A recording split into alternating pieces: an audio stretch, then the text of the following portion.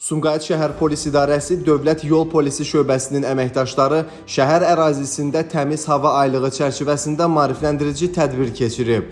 Tədbir zamanı nəqliyyat vasitələrinin texniki vəziyyəti yoxlanılıb, atmosferə normadan artıq zərərli maddələrin atılmasına səbəb olan nasazlıqların aradan qaldırılmasının vacibliyi diqqətə çatdırılıb. Sürücülərlə profilaktik söhbətlər aparılıb.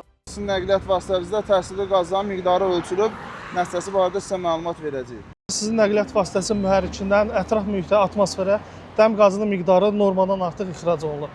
Nəqliyyat vasitələrinin saz vəziyyətdə saxlanılmasının ətraf mühitin qorunması və insan sağlamlığı baxımından əhəmiyyəti izah olunub. Tədbirlər çərçivəsində əsas diqqət yol hərəkəti iştirakçıları arasında məsuliyyətli davranışın formalaşdırılmasına, nəqliyyat vasitələrinin texniki sazlığının təmin olunmasına və ətraf mühitin mühafizəsinə yönəldilib.